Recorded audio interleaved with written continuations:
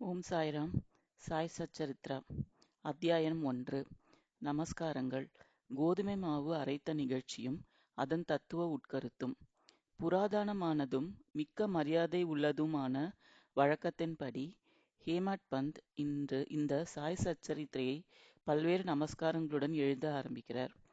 முதலில் எல்லாவித இடையூறுகளையும் நீக்குவதற் பொருட்டாகவும் தன் பணி வெற்றியுறவும் 5 கரத்தனை யானை முகத்தனை மிக்க பணிவுடன் தலை தாழ்த்தி வணங்குகிறார். ஸ்ரீ சிரடி சாயியே கணபதி என்றும் கூறுகிறார்.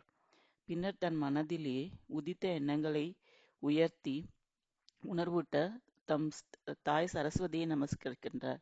ஸ்ரீ சாய் அறிவின் தெய்வமே என்றும் அவரே தன் வாழ்க்கை கீதத்தை அழகுடன் பாடுகிறார் என்றும் கூறுகிறார். ஆக்கல், காத்தல், அழித்தல் என்னும் முத்தொழிலையும் முறையே நிகழ்த்தும் பிரம்மா, விஷ்ணு, சங்கரர் ஆகியோரையும் வணங்கி சாய்நாதர் அவர்களுடன் ஒன்றானவர் என்றும் சம்சாரம் என்னும் ஆற்றினைத் தாண்டி நம்மை சுமந்து செல்லவல்ல மாபெரும் சத்குரு என்றும் விளம்பி, பின்னர் பரசுராமரால் கடலினின்று உயர்த்தப்பட்ட கொங்கண தேசத்தில் அவதரித்து தம்மை காக்கும் தம் குல தெய்வமான நாராயண ஆதிநாத்தையும் குடும்பத்தின் ஆதி புருஷரையும் நமஸ்கரித்து, பின்னர் தனது கோத்திரத்தில் அவதரித்த பாரத்வாஜ முனிவரையும் பல்வேறு ரிஷிகளான யாக்ஞவல்யர், பிருகு, பராசரர், நாரதர், வேதவியாசர், சனகர், சனந்தனர், சனத்குமாரர், சுகர், சௌனகர், விஸ்வாமித்தர், வசிஷ்டர், வால்மீகி, வாமதேவர், ஜைமினி, வைசம்பாயனர், நவயோகிதர் முதலியோரையும் நவீன மகான்களாகிய நிவ்ருத்தி, ஞானேஸ்வர், சோபான், முக்தாபாய், ஜனார்த்தனர், ஏக்நாத், நாமதேவர், துக்காராம், கனகர், நரஹரி முதலியோரையும் பணிந்து தலைவணங்கி நமஸ்கரித்து, பிறகு தனது தாத்தாவான சதாசிவரையும் தகப்பனாரான ரகுநாதரையும் தன்னை இளம் வயதில் பிரிந்த அன்னை தந்தைக்கு நிகரான அத்தை, தன் அன்பிற்குரிய அண்ணன் ஆகியோரையும் வணங்கி, பின்னர் படிப்பவர்களையும் வணங்கி, தனது பணிக்கு முழு அன்பும் மனமும் சிதையாத கவனத்தையும் நினைப்பையும் கொடுத்தருள வேண்டிக் கொண்டும், கடைசியாக தனது ஒரே அடைக்கலமும் பிரம்மமும் மெய்ப்பொருள் பாரனைத்தும் மாயத்தோற்றம் என்று தனக்கு உணர்விக்கின்ற ஸ்ரீ தத்தாத்திரேயரின் அவதாரமான ஸ்ரீ சத்குரு ஷிரடி பாபா அவர்களை நமஸ்கரித்து, அங்கனமே எம்பெருமான் வதியும் எல்லா ஜீவராசிகளையும் வணங்கி துதிக்கின்றார். பராசரர், வியாசர், சாண்டில்யர் முதலியோரது கருத்தின்படி பக்தியால் பல காலம் துதித்தவற்றை சுருக்கமாக கூறிய பின்பு ஆசிரியர் பின்வரும் நிகழ்ச்சியை விவரிக்கிறார். 1910ஆம் ஆண்டிற்கு பின் எப்போதோ ஒரு நாள் நல்ல காலை நேரத்தில் மசூதிக்கு சாய்பாபாவை தரிசிப்பதற்காக சென்றிருந்தேன். பின்வரும் நிகழ்ச்சியை கண்ட நான் ஆச்சரியத்தால் தாக்கப்பட்டேன். தன் முகம், வாய் இவற்றை கழுவிய பின்பு சாய்பாபா கோதுமை மாவு அரைக்க தயார்படுவதில் முனைந்தார். ஒரு சாக்கை தரையில் விரித்து அதன் மேல் திருகை வைத்தார். பின்பு முரத்தில் கொஞ்சம் கோதுமையை எடுத்து, பின் தம் கஃப்னியின் கைகளை மடக்கி விட்டுக்கொண்டு கையளவு கோதுமையை திருகை குழியில் இட்டார். திருகையை சுற்றி கோதுமையை அரைக்கத் தொடங்கினார். பிச்சை எடுத்து வாழ்ந்து எந்தவித உடைமையும் சேமிப்பும் அற்ற இவர் கோதுமை மாவு அரைக்க வேண்டிய வேலை என்ன என்றவாறு நினைத்தேன். அங்கு வந்த சிலரும் அவ்வாறே எண்ணினார்கள். ஆயின் ஒருவருக்கும் பாபா என்ன செய்கிறார் என்று கேட்க துணிவு வரவில்லை.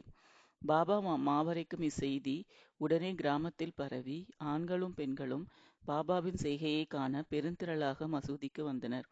கூட்டத்தில் இருந்த தைரியமுள்ள 4 பெண்மணிகள் வலிய வந்து நுழைந்து பாபாவை ஒரு புறம் ஒதுக்கிவிட்டு வலிய குச்சியை கைப்பற்றி பாபாவின் லீலைகளை பாடியவாறு மாவரைக்கத் தொடங்கினர். முதலில் பாபா கடுங்கோபம் அடைந்தார். ஆயின் அந்த பெண்மணிகளின் அன்பையும் பக்தியும் கண்டு மிக்க சந்தோஷம் அடைந்து புன்னகை புரியலானார். அவர்கள் அவ்வாறு அரைத்து கொண்டிருக்கையில் பாபாவுக்கு வீடோ பிள்ளைகளோ அன்றி அவரை கவனிக்க யாருமே இல்லாததாலும், அவர் பிச்சை எடுத்து வாழ்ந்தாராதாலும் அவருக்கு ரொட்டி, பிரெட் செய்ய கோதுமை மாவு தேவையில்லை. எனவே இவ்வளவு அதிகமான மாவை என்ன செய்வார்? ஒருவேளை பாபா அன்பாயிருக்கும் காரணத்தினால் இம்மாவை நமக்கு பகிர்ந்து கொடுத்து விடுவார் என்றவாறு எண்ணமிட்டபடி பாடியவாறே அரைத்து முடித்து, திருகையை ஓரத்தில் நகர்த்திவிட்டு, கோதுமை மாவை 4 பிரிவாக பிரித்து ஆளுக்கு ஒவ்வொரு பகுதியாக எடுத்துக் கொள்ளத் தொடங்கினார்கள். இதுவரை அமைதியாகவும் அடக்கமாகவும் இருந்த பாபா கோபமடைந்து, பெண்களே, உங்களுக்கு பைத்தியம் பிடித்து விட்டதா? யாருடைய அப்பன் வீட்டு பொருளை இவ்வாறு அபகரிக்கிறீர்கள்? நீங்கள் தடங்கலின்றி மாவை எடுத்துச் செல்வதற்கு நான் முன்னம் உங்களிடம் கடன்பட்டிருக்கிறேனா? தயவு செய்து இப்போது இதை செய்யுங்கள். இம்மாவை எடுத்துச் சென்று கிராம எல்லைகளில் கொட்டிவிட்டு வாருங்கள் என்றார். இதைக் கேட்டபின் அவர்கள் வெட்கமடைந்து தமக்குள் ஏதோ முணுமுணுத்துக் கொண்டே கிராம எல்லைக்குச் சென்று பாபா குறிப்பிட்டபடியே அங்கு மாவை பரப்பிவிட்டார்கள். பாபா செய்த இவைகளெல்லாம் என்னவென்று சிரடி மக்களை வினவினேன். காலரா நோய் கிராமத்தில் பரவிக்கொண்டு இருப்பதாயும் இது அதையே எதிர்க்க பாபாவின் பரிகாரமாகும் என்று கூறினர். கோதுமை அரைக்கப்படவில்லை, காலராவே அரைக்கப்பட்டு கிராமத்திற்கு வெளியில் கொட்டப்பட்டது. இந்நிகழ்ச்சியின் பின்னர் காலரா மறைந்து கிராம மக்கள் மகிழ்ச்சியுற்றனர். நானும் இவற்றையெல்லாம் அறிந்து கொண்டதில் மிக்க மகிழ்ச்சி அடைந்தேன். ஆனால் அதே சமயம் எனக்கு ஆச்சரியம் விளைந்தது. காலராவுக்கும் கோதுமை மாவுக்கும் பூவுலகில் உள்ள ஒற்றுமை யாது? சாதாரணமாக அவைகளுக்கு உள்ள உறவு என்ன? இவை இரண்டையும் எங்ஙனம் இணைக்க முடியும்? இந்நிகழ்ச்சி விவரிக்க இயலாததாய் இருக்கிறது. நான் இதைப்பற்றி சிறிது எழுதி என் மனம் நிறைவடையும் வரை பாபாவின் இனிக்கும் லீலைகளைப் பாடுவேன். இந்த லீலையைப் பற்றி இவ்வாறாக எண்ணமிட்ட பின் என் உள்ளம் மகிழ்ச்சியால் நிறைந்தது.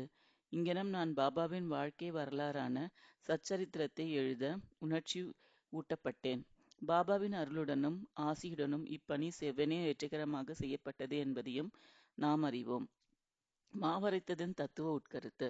ஷிரடி மக்கள் இந்நிகழ்ச்சியை ஒட்டி அமைத்த காரணத்தைத் தவிர வேறு ஒரு தத்துவ உட்கருத்தும் இருப்பதாக நாம் நினைக்கிறோம்.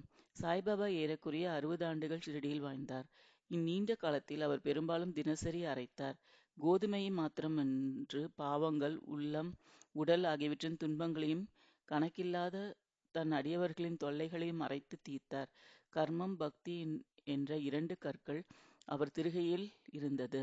முன்னது கீழ்க்கல்லாகும், பின்னது மேற்கல்லாகும். பாபா பிடித்தரைத்த கைப்பிடி ஞானமாகும்.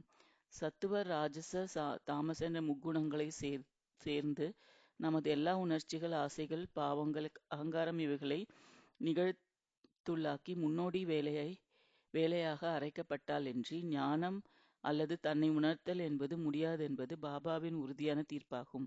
இக்குணங்களைத் தள்ளிவிடுவது அத்தகைய கடினமானது. ஏனெனில் அவைகள் அவ்வளவு நுட்பமானவை. கபீரின் ஒரு நிகழ்ச்சியை ஞாபகமூட்டுகிறது. ஒரு பெண்மணி சோளத்தை அரைத்துக் கொண்டிருந்ததை பார்த்துவிட்டு அவர் தன் குரு நிபதிரஞ்சனரிடம், திரிகையில் இடப்பட்ட சோளத்தைப் போன்று இவ்வுலக வாழ்க்கை என்னும் திரிகையிலே நசுக்கப்படும் போது நான் அஞ்சுவதனால் அழுகிறேன் என்று கூறினார். நிபரஞ்சனா, பயப்படாதே, நான் செய்வது போல் இத்திரிகையில் உள்ள ஞானம் என்னும் பிடியைப் பிடித்துக்கொள். அதிலிருந்து நெடுந்தூரம் சென்று திரியாதே. ஆயின் உட்புறமாகத் திரும்பு. அப்போது நீ காப்பாற்றப்படுவது நிச்சயம் என்று பதில் உரைத்தாராம். ஸ்ரீ சாயியை பணிக. அனைவருக்கும் சாந்தி நிலவட்டும்.